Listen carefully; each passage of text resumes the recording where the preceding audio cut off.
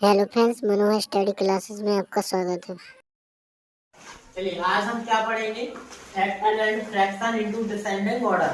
यानी में साथ में फैक्टर यानी होता है गुणनखंड and fraction into descending order. यानी हमें भिन्न को काय में चेंज करना है, डिसेंडिंग ऑर्डर यानी अवरोही क्रम में लिखना है। तो सबसे पहले हम करेंगे क्या, फैक्टर करेंगे। क्या करेंगे, फैक्टर करेंगे। तो हमने जैसे लिखा है यहाँ पे 256 का अगर हम फैक्टर निकालेंगे तो किस तरीके से आएगा, जिस तरीके से करना है 2 से करेंगे 2 1 जा 2 2 2 जा 4 1 बचेगा तो यहाँ हो जाएगा 16 2 8 जा 16 2 से करेंगे 2 6 जा 12 2 4 जा 8 फिर 2 से फिर करेंगे 2 3 जा 6 और 2 2 जा 4 2 से फिर करेंगे तो कितना आ जाएगा 16 आ जाएगा।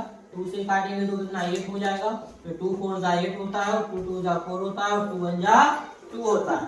तो इस तरीके का आपका पूरा फैक्टर कट जाएगा। अब हमें क्या करना है, हमने पूछा आपसे फैक्टर निकालिए, केवल हमें गुणनखंड याद करना है ना, तो हमें पता होना चाहिए गुणनखंड निकालने के लिए जो हमारा गुणनखंड होता है, गुणनखंड निकालने के लिए अगर हम गुणनखंड विधि से करते हैं तो इसमें कितने का जोड़ा बनता है, 2 का जोड़ा। कितने का जोड़ा बनता है, 2 का जोड़ा बनता है, जिससे हमारा क्या निकल आएगा, स्क्वायर निकल आएगा। क्या निकल आएगा, स्क्वायर। और अगर हम घन निकालते तो घन में कितने का जोड़ा बन जाता, 3 का जोड़ा। कितने का जोड़ा बन जाता, 3 का। लेकिन हमें मतलब इसका पूरा टोटल गुणनखंड निकालेंगे तो किस तरीके से आएगा, 2 मल्टीप्लाई 2 मल्टीप्लाई 2 मल्टीप्लाई 2 कितनी बार है, 1 2 3 4 5 6 7 8 1 2 3 4 5 6 हो गया ना, 8 बार है ना, 8 लेती है ना। कितने बार हो गया, 1 2 3 4 5 6 7 8।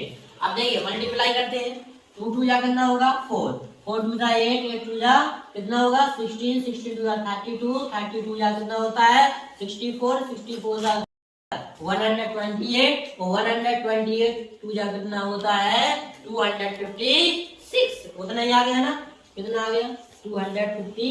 इस तरीके से हम क्या निकाल लेते हैं, फैक्टर निकाल लेते हैं। समझ में आया ना। तो इस तरीके से आपको फैक्टर निकालना है। अब जैसे एक और बताते हैं, यहाँ पे दिया हमने 144, तो हम 2 से काटेंगे तो कितना आ जाएगा, 2 से 1 जा 14, फिर हम 2 से काटेंगे तो कितना आ जाएगा 2 2 जा 4, फिर करेंगे 2 से 2 3 जा 6 2 6 जा 12, 2 से फिर करेंगे तो 18 होगा, 2 से करेंगे तो 9 होगा, 3 से करेंगे 3 3 जा 9 हो जाएगा, 3 1 जा 3 हो जाएगा। अब देखिए इसका हमें चेकअप इस तरीके से करना पड़ता है कि जितना हमारा जो टोटल आता है इसका मल्टीप्लाई उतना ही आना चाहिए जितने का हम गुणनखंड या फैक्टर किए। जैसे कि 3 3 जा 9 9 2 जा 18 18 2 जा कितना होगा 36 36 2 जा होता है 72 और 72 2 जा कितना होता है 144। इतना ही आ रहा है ना, तो समझ लीजिए हमारा फैक्टर सही है। तो इस तरीके से आपको फैक्टर निकाल लेना। तो समझ में आया ना, निकाल लेंगे ना आप फैक्टर, गुड। तो इस तरीके से आपको फैक्टर निकाल लेना। अब हम पढ़ते हैं क्या, फ्रैक्शन इनटू डिसेंडिंग ऑर्डर। क्या पढ़ना है, फ्रैक्शन एंड डिसेंडिंग ऑर्डर, यानी भिन्न को हमें अवरोही क्रम में लिखना सीखना है। तो जैसे हम आपके सामने एक फ्रैक्शन देते हैं, जैसे लिखा है 3/4, 4/2, 3/3 ये दिया। अब हमें ये पता करना है इसको हम डिसेंडिंग ऑर्डर यानी अवरोही क्रम में किस तरीके से लिखें। इससे ये पता होना चाहिए कि इसमें सबसे बड़ी संख्या पहले कौन सी है, फिर उससे छोटी, फिर उससे छोटी। इस तरीके से हम निकालते हैं ना डिसेंडिंग ऑर्डर। डिसेंडिंग ऑर्डर में सबसे पहले क्या करना पड़ता है, पहले तो डिसेंडिंग और असेंडिंग का अंतर पता होना चाहिए। डिसेंडिंग का मतलब होता है अवरोही क्रम, पहले सबसे बड़ी वाली संख्या लिखना पड़ता है। असेंडिंग ऑर्डर का मतलब होता है आरोही क्रम, उसमें सबसे छोटी वाली संख्या पहले लिखनी पड़ती है और बड़ी वाली संख्या लास्ट में आ जाती है। लेकिन हमें पूछ रहा है क्या, डिसेंडिंग ऑर्डर वाला, तो सबसे पहले बड़ी वाली लिखना, फिर लास्ट में कौन सी ले जाना है, छोटी वाली। तो हम क्या करेंगे, इसका सॉल्व इस तरीके से करना है, सॉल्व लिखेंगे। क्या कर देना है, जिस प्रकार आपको हमने ऐड फ्रैक्शन बताया ना, उसी तरीके से आपको क्या कर देना, सबको प्लेस कर देना है। क्या कर देना, प्लेस कर देना। तो अब ये कौन सा फ्रैक्शन बन गया, ऐड फ्रैक्शन बताया ना, ऐड फ्रैक्शन। तो अब हम क्या करेंगे, 4 2 3, इसका हम लेंगे लासा 4 2 3। एलसीएम आपको आना चाहिए, आपको बताए 2 से करेंगे 2 2 जा 4 होगा, 2 1 जा 2, 3 कटता नहीं है, 2 1 जा 2, 3 नहीं कटेगा, 3 से करेंगे तो कितना आ जाएगा 3 1 जा 3। अब इसका कितना आएगा एलसीएम, 3 2 जा 6, 6 2 जा 12, कितना हो गया 12। एलसीएम कितना आ गया 12 आ गया। तो यहाँ पर नीचे लिखेंगे 12, कितना लिखेंगे हम 12 लिखेंगे।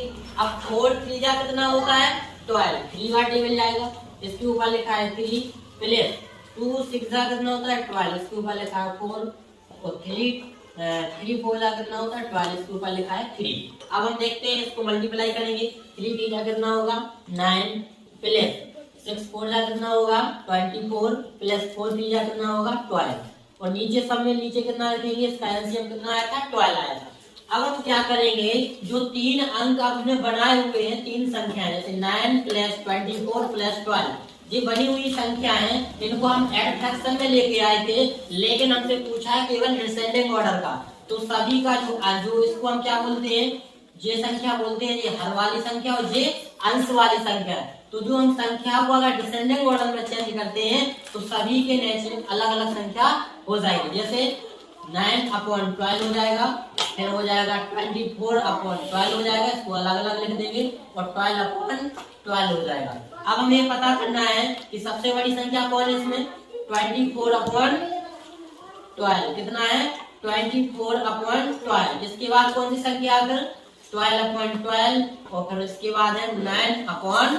क्योंकि हमें डिसेंडिंग में लिखना है तो सबसे पहले बड़ी लिखी, तो उससे छोटी, फिर उससे छोटी। अब हमें ये क्या ज्ञात करना है कि जो 24/12 आया, ये कितनी कौन सी संख्या का आया बीच वाले, तो बीच में कितनी है 4/2 और 12/12 किसका आया लास्ट वाली संख्या का 3/3 का और 9/12 किसका आया 3/4 का। तो ये हमने लिख दिया कौन सा डिसेंडिंग ऑर्डर में आपकी जो फ्रैक्शन है वो चेंज हो गई है। तो समझ में आया ना। तो इस तरीके से आपको कई प्रकार की जो भिन्न रहेंगी तो इसको हम क्या करेंगे डिसेंडिंग ऑर्डर में लिख सकते हैं। इसी प्रकार असेंडिंग ऑर्डर भी कर लेना है। असेंडिंग ऑर्डर में क्या करेंगे इसी का उल्टा हो जाएगा, पहले हम छोटी संख्या लिखेंगे और फिर हम बड़ी संख्या लिखेंगे। तो समझ में आया ना, कोई डाउट?